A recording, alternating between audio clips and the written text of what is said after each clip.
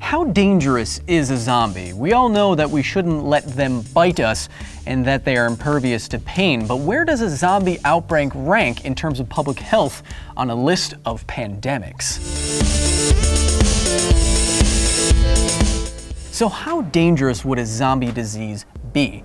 Maybe we can look to how we quantify the infectivity of other human diseases. Epidemiologists use a term called the basic reproduction number, which is a term quantifying how many cases an infected person might cause in a healthy population. Now this number, or R0, can tell you whether a disease will turn into an outbreak or burn itself out. If this is less than 1, the disease is likely to burn out.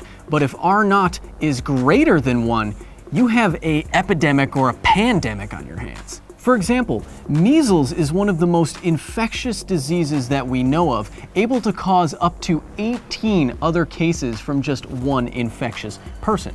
Other diseases are much less contagious, but still very dangerous. In my last video on how the Walking Dead virus works, I suggested that the virus itself isn't actually killing anybody. Everyone already has the virus, so there is no R0. However, how would epidemiologists of the future looking back on the zombie apocalypse analyze how it first spread?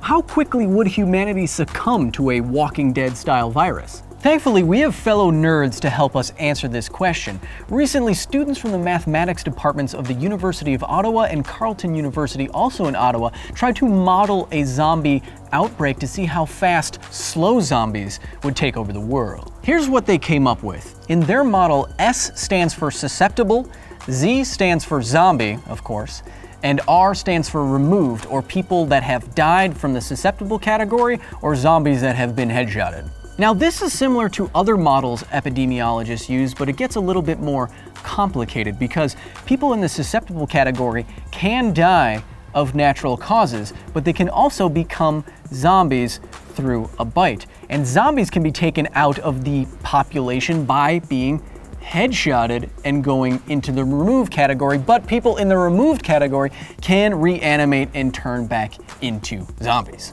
And all of these happen according to some constant rate that you can put into the model afterwards. According to this model, we would have as little as 3 days before there are just as many humans as they are zombies, and zombies overtake us shortly thereafter.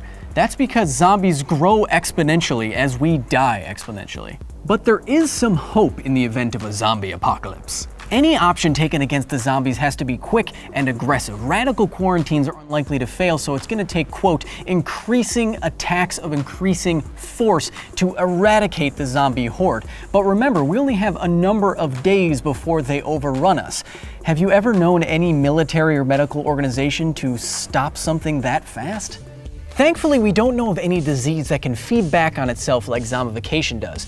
But thinking of zombieism as a real disease does let us think accurately about epidemiology and teach others about public health. Why? Because science. Carl! Carl, I want to teach you about epidemiology, Carl! Want more science? Check out my last video on how Thor flies. Make sure to like and subscribe right here for more videos. And if you have any comments or questions, hit me up in the comment section below. Thanks!